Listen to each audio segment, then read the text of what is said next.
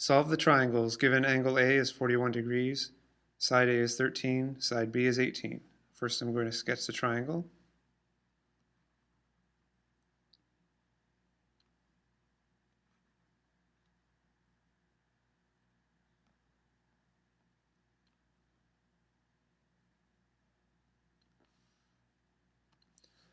Okay, this will be angle A. This will be the height.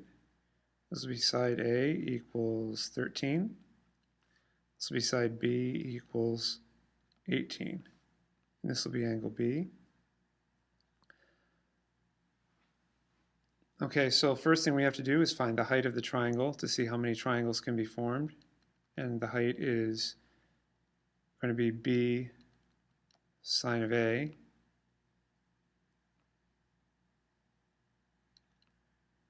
which is 18 sine of 41 degrees, and I guess I could put the 41 degrees right there.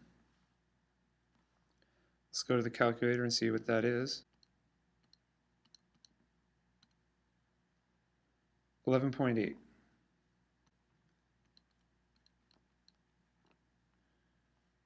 Okay, so that means since the height is less than side A, less than side B, we can have two triangles. So I use the law of sines to get started on the first triangle. It's going to be sine of 41 degrees to 13 equals sine of angle B to 18 equals sine of angle C to side C. Okay, so let's cross multiply this left half of the proportion, 13 times sine of B, 18 times sine of 41.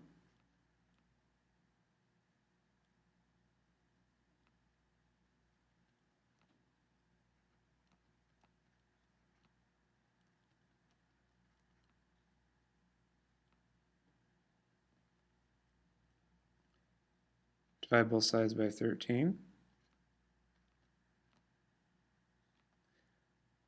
So the sine of B is going to equal to 18 sine of 41 degrees divided by 13.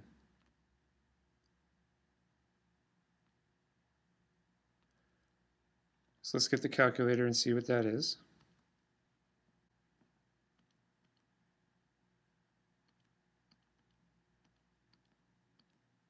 So 18 sine of 41 divided by 13 is 0.908, and that's the sine of angle B, and I want the measure of angle B, so I'm going to do the inverse sine of that answer. Rounds to 65.3 degrees.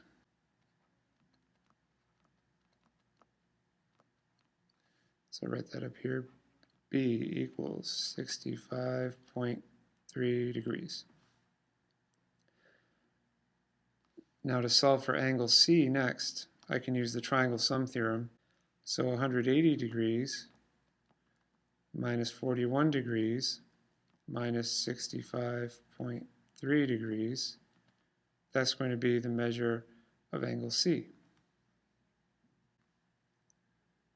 So 180 minus 41 minus 65.3, 73.7 degrees.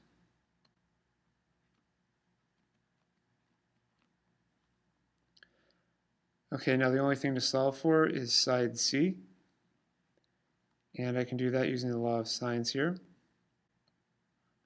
And I'm going to use this proportion all the way across.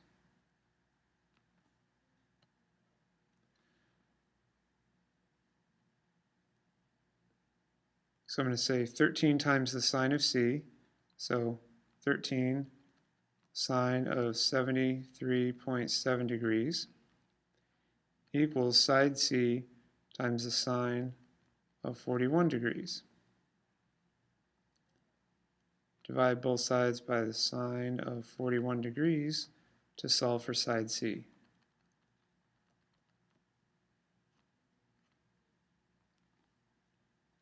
So side C is going to be 13 sine of 73.7 degrees divided by the sine of 41 degrees.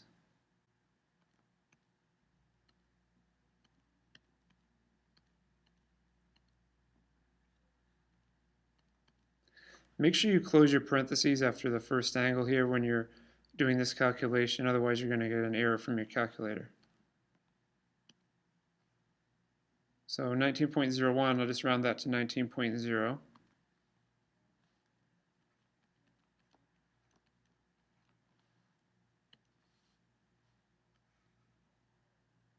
Okay, that's the first triangle. Now for the second triangle, the second triangle is going to be right here.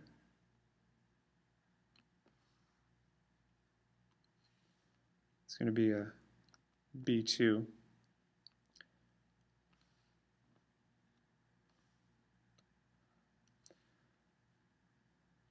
So now this angle here is 65.3 degrees. And that means this angle here is going to be the same measure.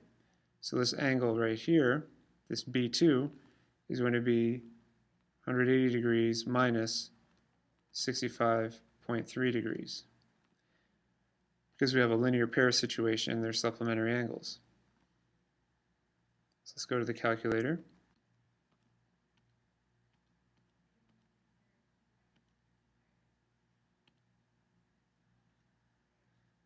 $114.7 degrees.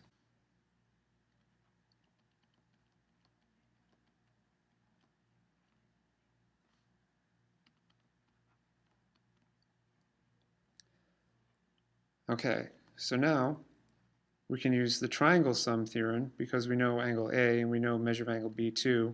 We need to find the measure of this angle up here.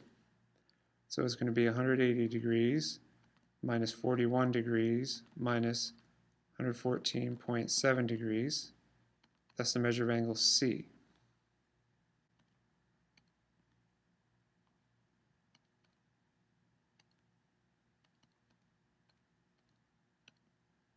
$24.3 degrees.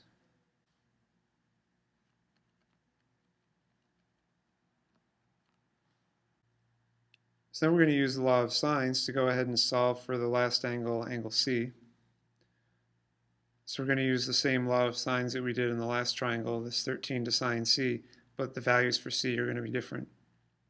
So it's going to be sine of 41 degrees to 13 equals sine of C, which in this case is 24.3 degrees, to side C. Cross multiply, 13 times the sine of 24.3 degrees equals C times the sine of 41 degrees. Divide by the sine of 41 degrees.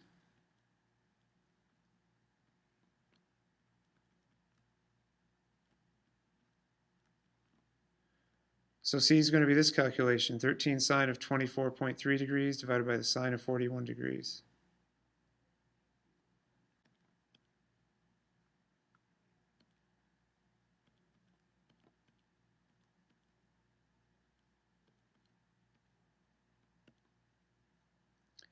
$8.15, around that to 8.2.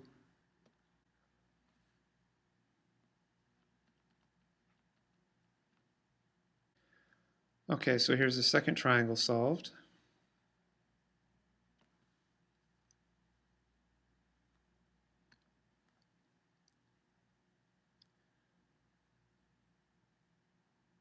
Okay, so just review the process. Solving for two triangles because we found the height and side A and side B were in the right ratios so that we could have two triangles. Use the law of sines to solve for the first triangle. And we also use the triangle sum theorem down here to find angle C. Then we use the law of sines again on the second triangle and also the triangle sum theorem. And the most important point is we remember that we had an isosceles triangle, so we could find this measure of angle B2, which was 114.7 degrees. And once we found that, it was just easy law of sines and triangle sum theorem. Just remember to be careful when you're working and round carefully.